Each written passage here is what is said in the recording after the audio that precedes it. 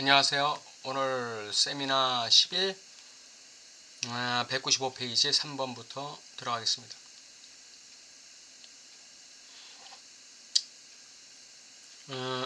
바로 이곳이라는 것은 무의식을 얘기하겠죠. 우리가 전이의 기능으로 인도되는 지점입니다.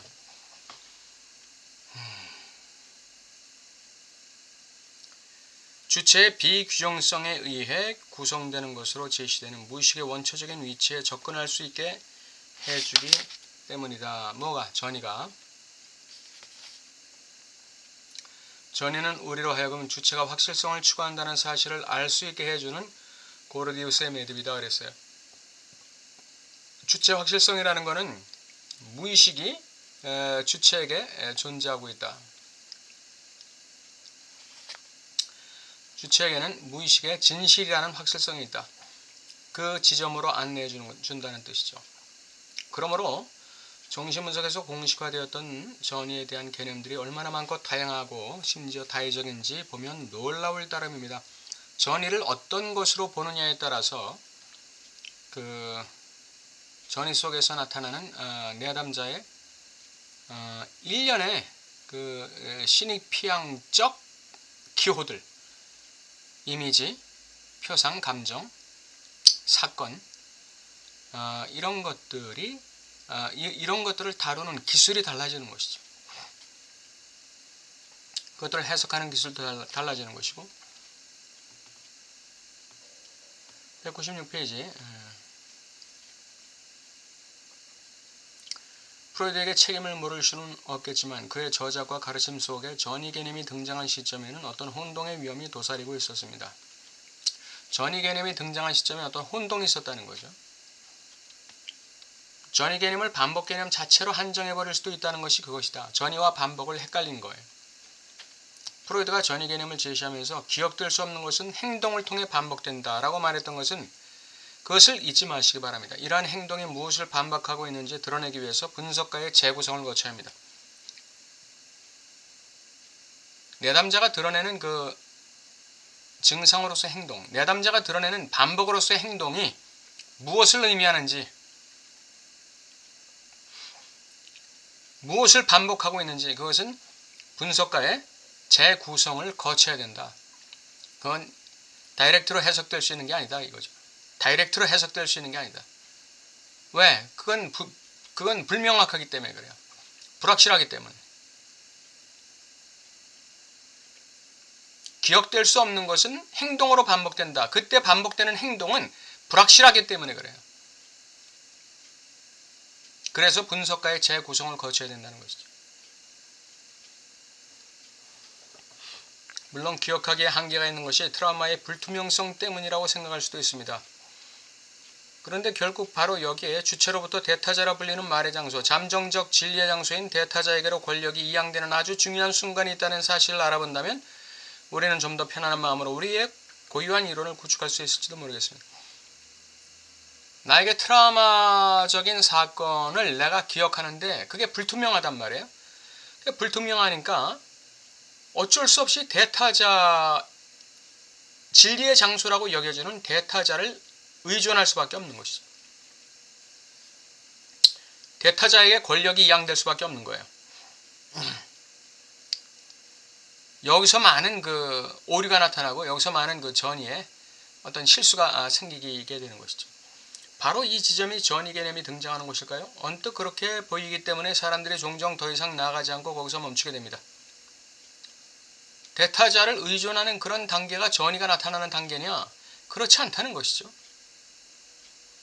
프로이드에게 그러한 순간은 다시 말하면 그 트라우마의 불투명성 때문에 주체가 대타자를 의지할 수밖에 없는 그러한 순간은 프로이드에게는 제가 무의식이 닫히는 순간이라 지칭했던 순간, 즉 무의식의 엄표가 이루어지는 어느 지점에서 그 무의식을 사라지게 만드는 시간적 박동에 상하는 극한의 순간으로 그치지 않습니다. 무의식을 닫아버리는 순간인 동시에 그 이상의 순간이다 이거죠.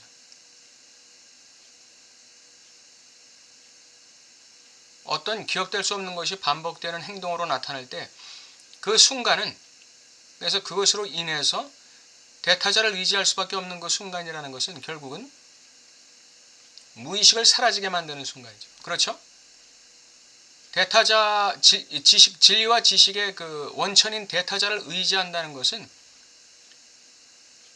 주체가 말하자면 저항하는 것이 저항. 담론에 저항하는 것이죠. 분석가와의 담론 과정을 저항하는 것이에요. 그냥 나에게 가르쳐달라는 것이죠. 날 살려달라는 거예요. 날 그냥 알아서 나를 회복시켜달라는 거죠. 나는 행동만 반복하면서 분석가가 알아서 나를 회복시켜달라는 거죠. 이것은 분석가와의 담론을 회피하는 거고 저항이죠. 여기서 무의식이 다치게 되는 거예요. 여기서만 그칠 수는 없다는 것이죠. 프로이드 입장에서는. 전이라는 기능을 끌어들일 때 프로이드는 바로 그 순간이 우리가 전이라 부르는 것의 원인이라는 점을 분명히 했죠. 분석가를 의지하는 순간이 전이라 부르는 것의 원인이 된다. 내 앞에, 락강의 용어로 말하면 내 앞에 안다고 상정된 주체가 존재하는 순간에 나는 전이를 유발할 수밖에 없다 그랬잖아요. 전이의 원인이라는 걸 분명히 했다는 것이죠. 잠재적인 것이건 아니건 타자는 주체가 나타나기 전부터 이미 그곳에 연전하고 있습니다. 타자는 무의식에서 무엇인가가 나타나기 시작한 전부터 이미 거기에 있는 것이죠. 프로이드의 입장에서 보면은 대타자는 주체의 무의식에 있는 것이죠. 이것은 락강에서도 동일하게 계승됩니다.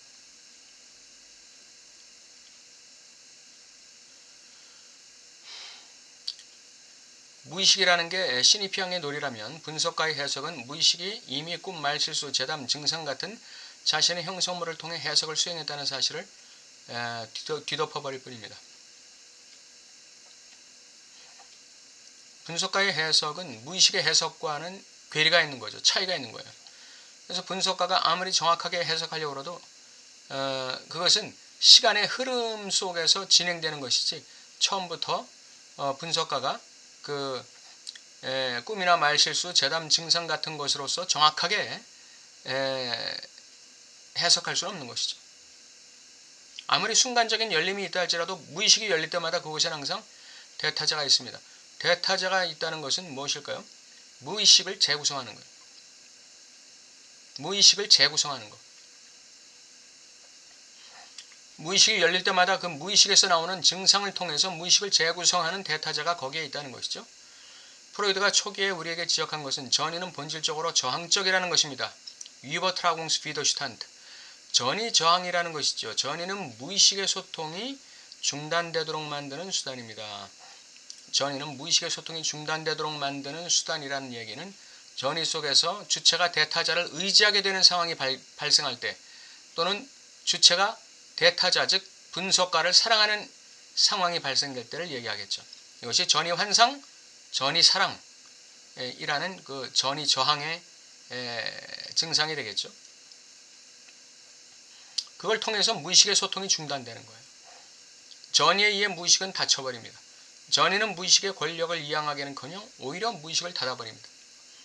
이는 매우 공공연히 표명되는 역설적 분석가가 해석을 수행하기 위해서는 전이를 기다려야 한다는 점을 지적하는 데에서 본질적인 사항입니다. 분석을 수행하기 위해서는 전이가 필요해요. 근데 전이는 무의식을 닫아요. 이게 역설이라는 것이죠. 모순이라는 것이죠. 저는 이 문제를 강조하고 싶은데 왜냐하면 바로 이 문제가 전이를 이해하는 올바른 방법과 그릇된 방법을 가르는 분수령이 되기 때문입니다.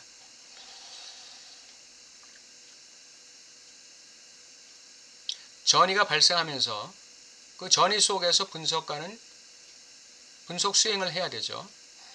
분석 실천을 수행해야 되는데 그 전이라는 것이 무의식을 닫는 역할을 하기 때문에 분석가가 자기의 분석 실천을 수행하는데 굉장히 어려움을 겪게 되는 것이죠. 분석가가 많은 실수를 할 수 있게 되고 분석가가 속을 수도 있고 분석가가 그릇된 해석을 할 수도 있는 거죠. 분석 실천 속에는 전이를 이해하는 다양한 방법이 있습니다. 그러나 이것들은 다 배타적인 것은 아니죠.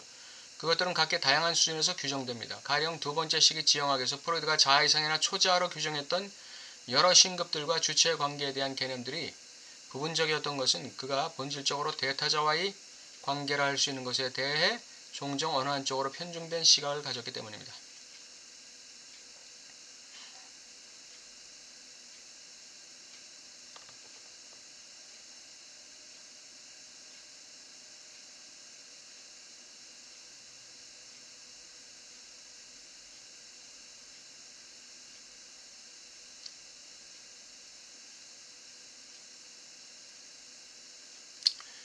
프로이드는 그 대타자 즉 분석가는 어디에 있다고 그랬죠? 주체의 무의식에 있다고 그랬죠. 예. 이게 편중된 시각을 가졌다는 뜻이에요. 너무나 그 주체의 무의식에 너무나 편중되어 있었기 때문에 초자나 자아 이상 부분에 대해서는 주체와의 연관성을 좀 소홀히 했다.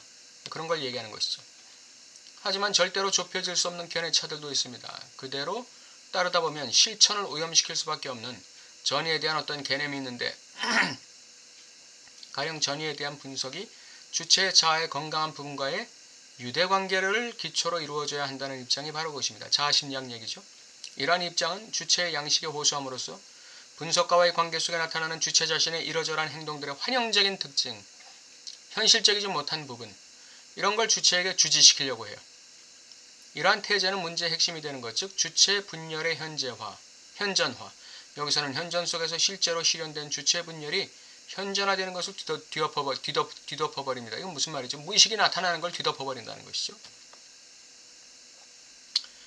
무의식의 균열이 나타나는 걸 뒤덮어버린다는 뜻이에요. 실제한다고 가정되는 주체의 건강한 부분, 즉 전의 속에서 일어나는 것을 분석과와 같은 편에서 올바로 판단할 수 있다고 가정되는 건강한 부분에 의존하는 것은 바로 그 부분이 전의와 관련되어 있다는 사실을, 다시 말해 문, 창문 혹은 덧문, 뭐라 불러도 좋지만 아무튼 그러한 것들을 닫아버리는 것이 바로 그 부분이라는 사실을 강구하는 것입니다.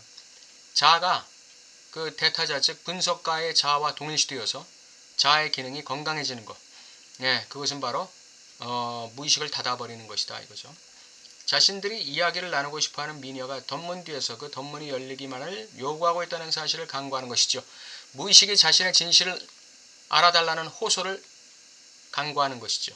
그 순간의 해석이 결정적인 것이 되는 것은 바로 이 때문입니다. 우리가 말을 걸어야 하는 것은 바로 그 미녀이니까 말입니다. 이 미녀라는 게 바로 무의식의 진실이죠. 저는 지금 사람들이 머릿속에 가지고 있는 모델에 대한 도식이 함축하고 있는 역전을 지적하고 있을 뿐입니다. 저는 어디선가 무의식은 타자의 담화다 라고 말한 적이 있죠. 하지만 여기서 실현시켜야 할 타자의 담화, 즉 무의식의 담화는 닫힘 저 너머에 있는 것이 아닙니다. 저 어느 안드로메다 성운에 있는 게 아니에요.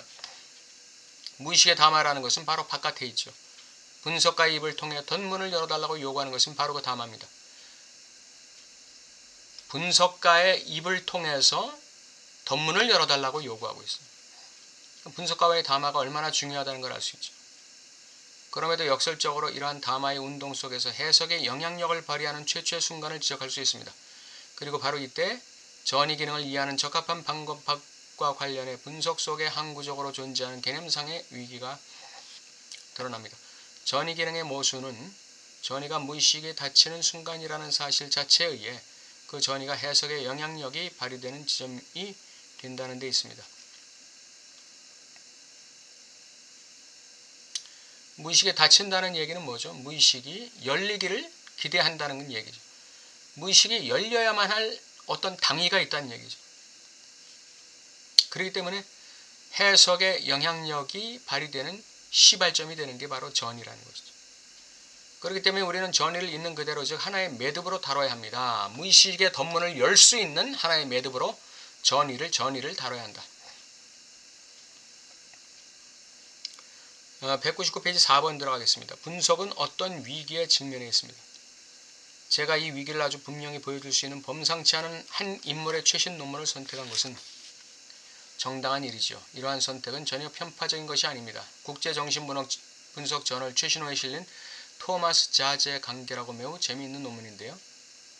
이 논문은 그의 이전 논문들의 영감을 주었던 연구, 정신분석이라는 길의 진정성에 관한 정말로 감동적이라 할 수 있는 연구와 일맥상통하는 어떤 견해에 의해 고치된 것입니다.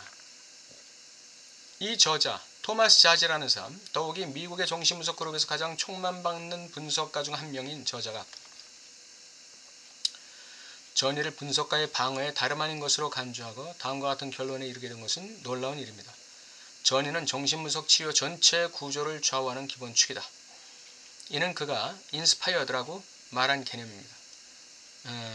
저는 항상 프랑스어와 철자가 같으면서도 의미가 다른 영어 어휘의 주의를 기려왔기 때문에 이 말을 어떻게 번역할지 고민했습니다. 제가 보기에 인스파이어드는 고취된 이라는 말보다는 제도의 영합적인 이라는 뜻인 것 같습니다. 저자의 말을 인용하자면 그것은 필수 불가결한 개념일 뿐 아니라 그만큼 또한 영합적인 개념이지만 그럼에도 개념 자체를 파괴할 뿐 아니라 정신분석 자체를 파괴할 만한 씨앗의 은신처를 제공한다.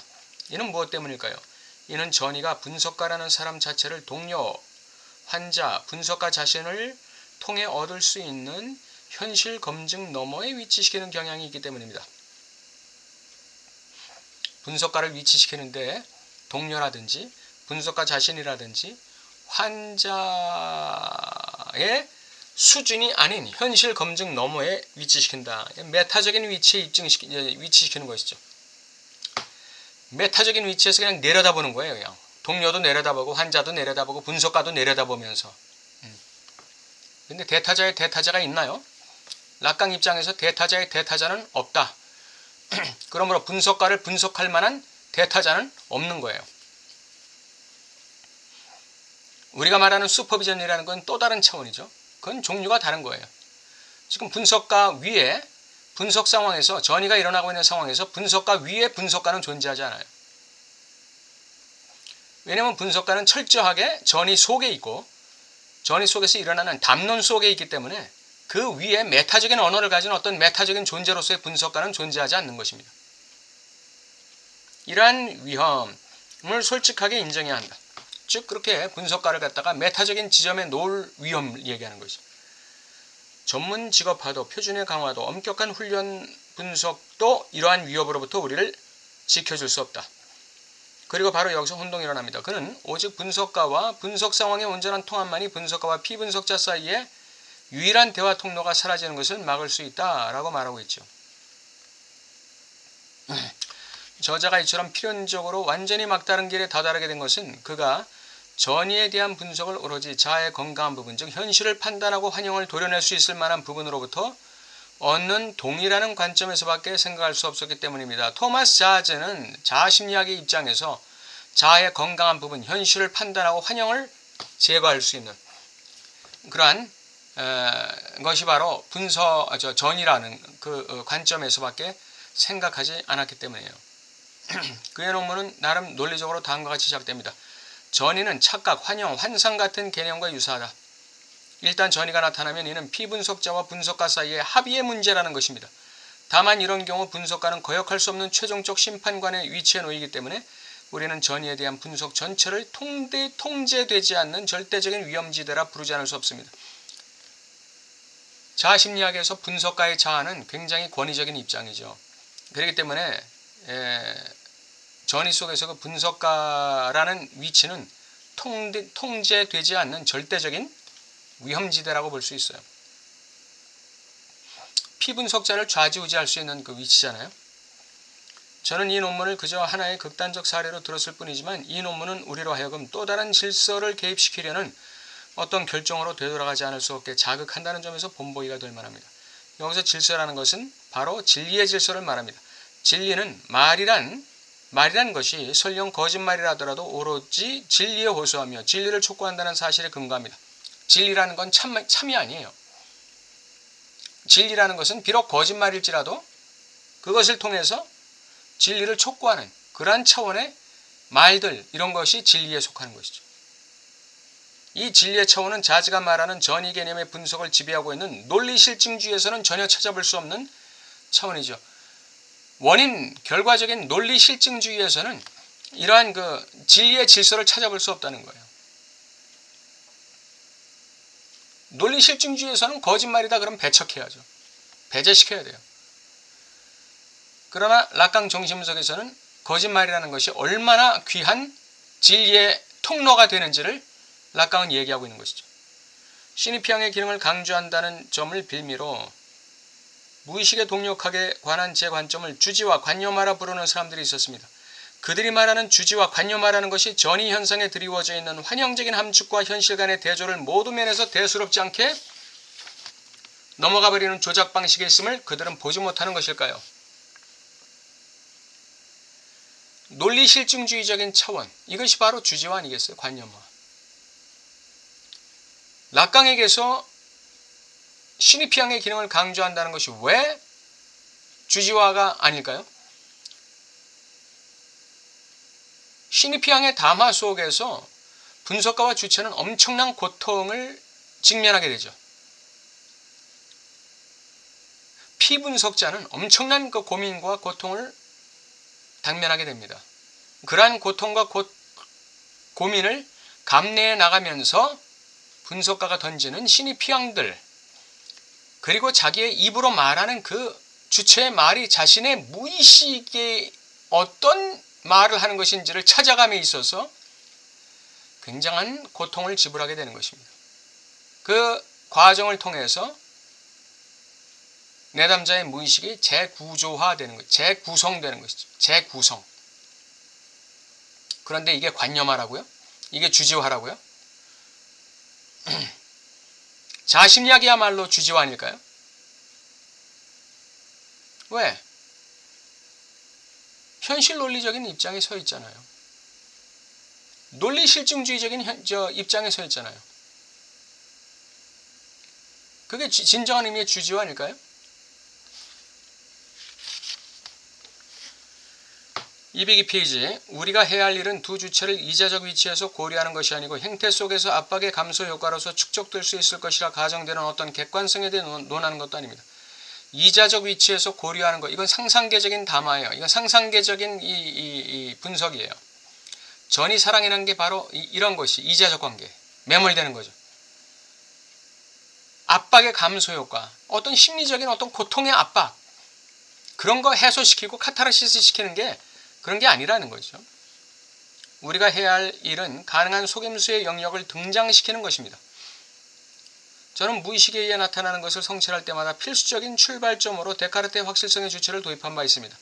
그때 저는 데카르트에게 기능하는 결코 기만하지 않는 타자라는 핵심적 균형추의 역할을 강조했습니다. 데카르트에게서 확실성을 담보하는 것은 결코 기만하지 않는 대타자죠. 신이죠. 그런데 정신분석의 경우 위험은 이 타자가 속을 수 있다는 데 있습니다. 이것이 전이 속에서 염려해야 할 유일한 차원은 아닙니다. 하지만 만약 담화 속에서 속임수가 성공할 가능성이 있는 영역이 있다면 우리는 사랑이 분명 그것의 모델이 되리라는 것을 인정하지 않을 수 없습니다. 전이 사랑이야말로 분석가를 속이는 것이다 이거죠. 전이 사랑이야말로. 피분석자의 그 전이 사랑이야말로 분석가를 속이는 것이다. 아, 우리 분석가님 정말 너무너무 분석 잘하신다고. 당신만 만나면 내 마음이 아주 후련하다고. 이런 거. 분석가를 띄우고 우상시하고 영웅시하고 이상화시키는 거. 이게 전이 사랑이잖아요. 이게 분석가를 속이는 게 아니냐 이 얘기예요. 락강 얘기하는 거.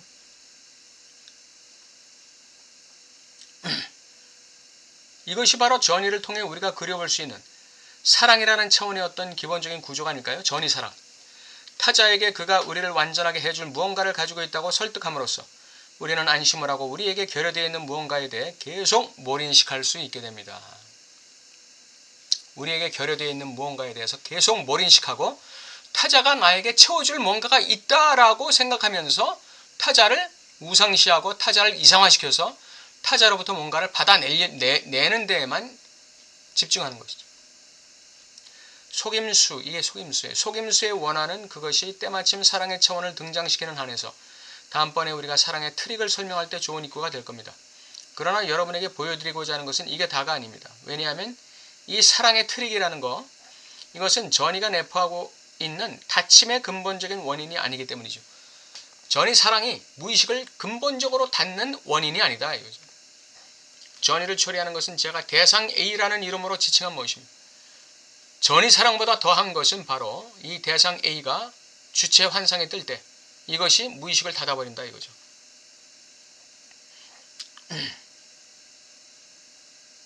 예를 들면 지적이 얘기했듯이 그 유대인이 돈을 버는 비결, 이게 유대인이 돈을 버는 비결, 이게 독일인에게는 굉장한 이 환상의 대상 A였죠. 그래서 독일인이 유대인 앞에서 전이가 일어나는 거예요. 계속해서 전이가 일어나는 것이죠.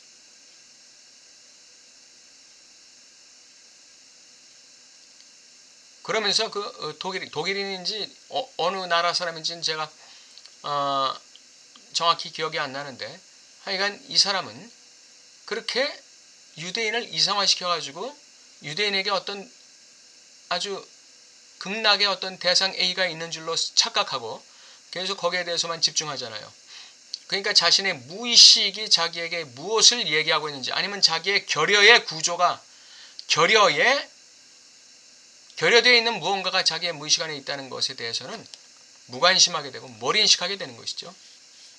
이 환상의 대상이 이것이 바로 전의를 초래하는 근본적인 원인이고 무의식을 닫는 근본적인 원인이 된다. 전의 사랑은 바로 환상의 대상 A를 띄우는 하나의 장 혹은 구조 혹은 통로가 될 뿐이죠. 이는 우리가 앞으로 전의의 개념들을 연구하는 또 다른 측면으로서 제가 좌측에 얻었고 외진 부분에 그려놓는 물음표와 관련되어 있죠. 다음 시간에는 203페이지에 질의응답 들어가겠습니다. 여러분 수고하셨습니다.